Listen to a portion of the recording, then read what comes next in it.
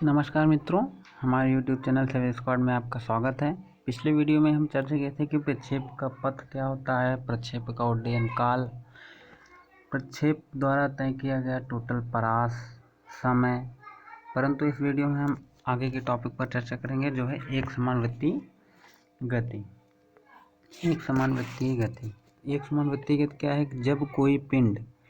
जब कोई पिंड एक निश्चित बिंदु को केंद्र मानकर उसके चारों ओर एक वृत्तीय पथ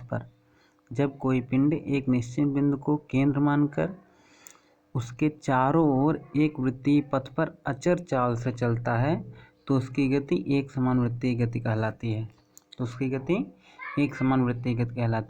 जब कोई पिंड एक निश्चित बिंदु पर केंद्र मानकर उसके चारों ओर वृत्तीय पथ पर अचर चाल से चलता है तो उसकी गति को एक समान वृत्तीय गति कहते हैं। तो आगे चलते हैं कि एक समान वृत्तीय गति क्या है, ये पता लग गया। इसके अंतर्गत हम जो है 2-3 फार्मूलों को पढ़ेंगे। पहला है कोणीय विस्थापन। कोणीय विस्थापन क्या है कि जब कोई कण किसी वृत्त के परिधि पर चलता है तब किसी क्षण कण का त्रिज्य सदिश कण की प्रारंभिक स्थिति के सापेक्ष जितने कोण से घूमता है उस कोण को उस क्षण कण का कोणीय विस्थापन कहते हैं। कोणीय विस्थापन किसे कहेंगे? जैसे ये वृत्त हो गया, इसकी त्रिज्या, इसको केंद्र मानकर कोई पिंड ऐसे गत करा, ये थीटा होगा, ये थीटा 2 होगा और ये थीटा 1 होगा। तो इसमें क्या है कि कोणीय विस्थापन क्या होगा? कोणीय विस्थापन होता है delta theta is equal to delta S upon R. कोणीय विस्थापन क्या होगा? कोणीय विस्थापन delta theta is equal to delta S upon R. कोण बराबर चाप बटे त्रिज्या से हम कोणीय विस्थापन ज्ञात कर लेंगे। इसमें अगला आता है कोणीय वेग, एंगुलर वेलोसिटी। तो कोणीय वेग किसे कहते हैं कि वृत्तीय गति में किसी कण के कोणीय विस्थापन की समय के साथ परिवर्तन दर को उस कण का कोणीय वेग कहते हैं। वृत्तीय गति में किसी कण के कोणीय विस्थापन की समय के साथ परिवर्तन दर को उस कण का कोणीय वेग कहते हैं। और कोणीय वेग को ग्रीक अक्षर ओमेगा से प्रदर्शित करते हैं। किससे? ओमेगा से प्रदर्शित करते हैं। तो आइए इसका फार्मूला निकालते हैं कि माना एक सूक्ष्म समयांतराल डेल्टा टी में कण का कोणीय विस्थापन डेल्टा थीटा है, तब इस समयांतराल में कण का औसत कोणीय वेग omega is equal to delta theta upon delta T. यदि समयांतराल डेल्टा टी अत्यंत सूक्ष्म हो तो टेंस टू 0, तब औसत कोणीय वेग तात्कालिक कोणीय वेग के बराबर होगा। तो तात्कालिक कोणीय वेग क्या होगा? Omega is equal to limit delta T tends to 0 delta theta upon delta T is equal to D theta by D T. ठीक, तो आगे क्या होगा? कोणीय वेग का मान रेडियन पर सेकेंड होता है। इसका बेमित सूत्र टी की पावर माइनस वन होगा। तो कोणीय वेग एक सदिश राशि है। इसकी दिशा दाहिने अंगूठे के नियम के अनुसार ज्ञात की जाती है। यदि कण कागज के तल में वामावर्त दिशा में वृत्तीय गति करे तो कोणीय वेग की दिशा कागज के तल के लंबवत ऊपर की ओर होगी, और यदि कण दक्षिणावर्त दिशा में वृत्तीय गति करे तो उसके कोणीय वेग की दिशा कागज के तल के लंबवत नीचे की ओर होगी। तो एक पूरा चक्कर घूमने में 360 अंश का कोण बनता है तथा एक चक्कर में लगा समय टी कण का परिक्रमण काल होता है। काल होता है। परिक्रमण काल क्या होता है कि एक चक्कर लगाने में, पिंड को एक चक्कर लगाने में, वृत्तीय पथ का एक चक्कर लगाने में लगा समय परिक्रमण काल होता है। तो परिक्रमण काल टी होगा। कण का औसत कोणीय वेग क्या होगा? Omega is equal to 2π/t। तो यदि 1 सेकंड में n चक्कर लगाए तो कण का औसत कोणीय वेग क्या होगा? Omega is equal to 2πn। Pi क्या है? n क्या है? आवृत्ति है। n is equal to 1/t होता है। आवृत्ति बराबर 1/आवर्तकाल। आवृत्ति बराबर 1/आवर्तकाल। तो कोणीय वेग का दो फार्मूला क्या पता चला?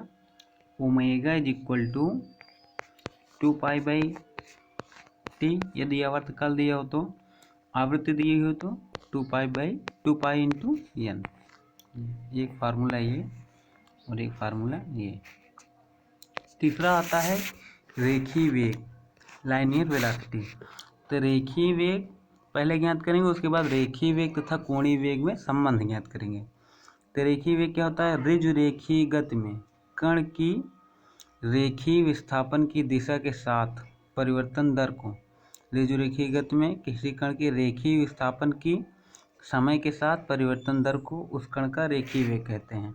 तो रेखीय वेग v equal to delta S upon delta T होता है। चूँकि t एकदम नगण्य मान लेते हैं तो v is equal to ds/dt। तो ये हो गया रेखीय वेग। इसका फार्मूला होता है मीटर प्रति सेकंड, मात्रक होता है मीटर प्रति सेकंड। अब ज्ञात करेंगे कोणीय वेग तथा रेखीय वेग में संबंध। तो कण का समय अंतराल डेल्टा टी में वृत्त की परिधि पर डेल्टा एस दूरी तय करता है। अब कण का कोणीय विस्थापन क्या होगा? Delta theta is equal to delta S upon R. R क्या है? त्रिज्या है।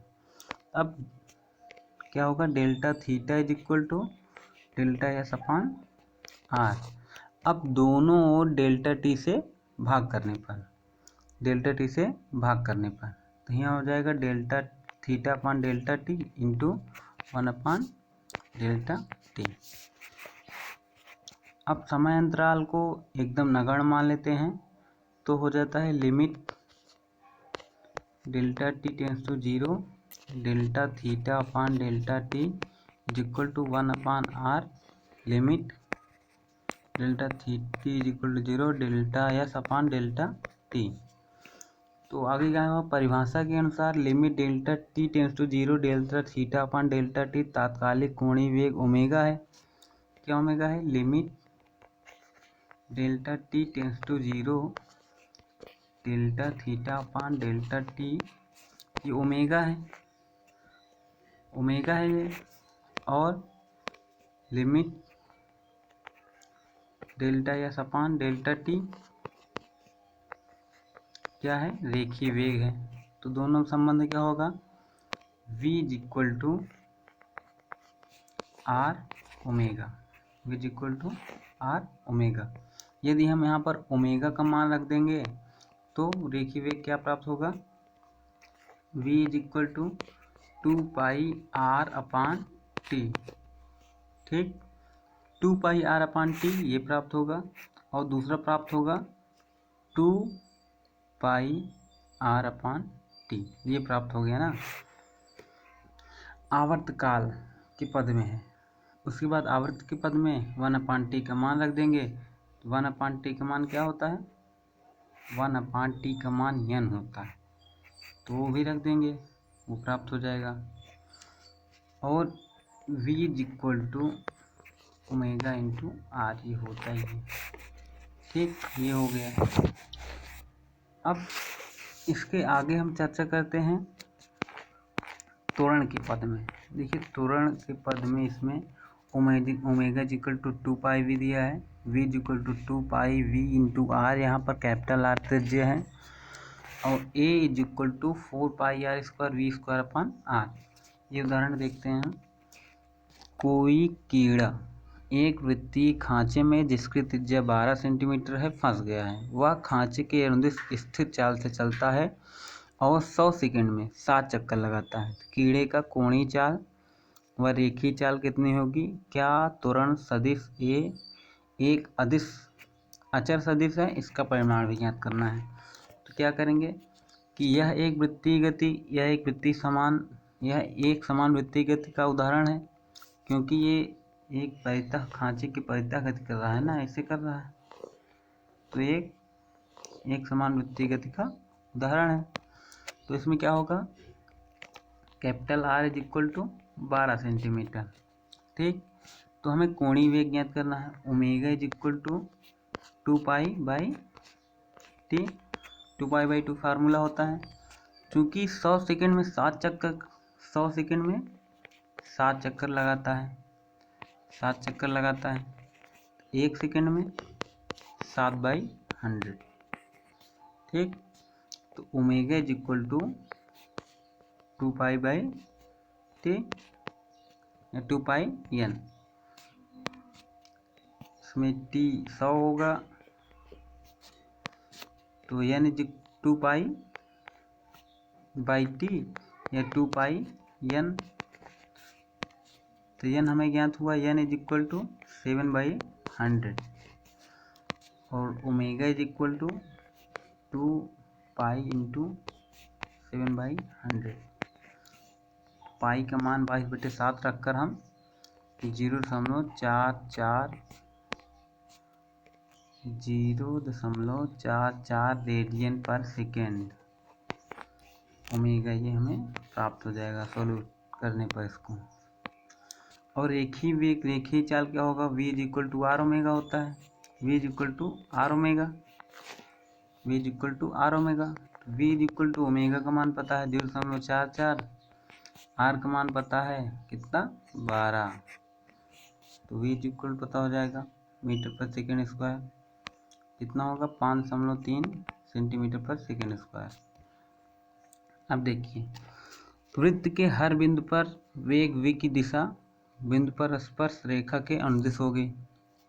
त्वरण की दिशा वृत्त के केंद्र की ओर होगी, क्योंकि यह दिशा लगातार बदलती रहती है, क्योंकि यह ऐसे निगत कर रहा है, तो त्वरण की दिशा हमेशा इस पर होगी और वेग हमेशा हर क्षण बदलता रहता है।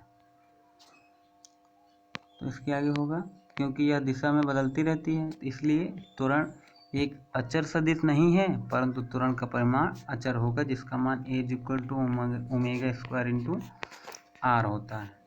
a इज इक्वल टू 0.44 का होल स्क्वायर इंटू 12, इसका सेंटीमीटर प्रति सेकेंड स्क्वायर, ऐसे आप ज्ञात कर लेंगे। तो अगले वीडियो में हम इस वीडियो में एक समान वृत्तीय गति पढ़े। एक समान वृत्तीय गति में क्या क्या फार्मूला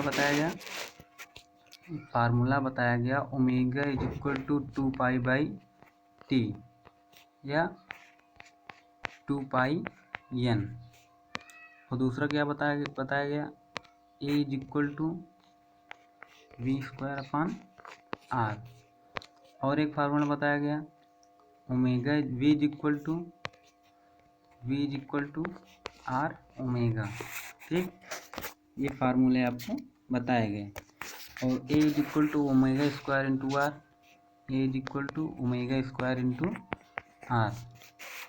और v is equal to 2πr/t। इतने फार्मूले आपको बताए गए, तो ये फार्मूला आप याद कर लीजिएगा। इस वीडियो में हम एक समान वृत्तीय गति पर चर्चा कर चुके हैं। अगले वीडियो में हम इस चैप्टर के न्यूमेरिकल पर चर्चा करेंगे। यदि आप हमारे चैनल पर नए हैं तो हमारे चैनल को सब्सक्राइब करें, ताकि नए वीडियो का नोटिफिकेशन आपको जल्दी मिले। धन्यवाद।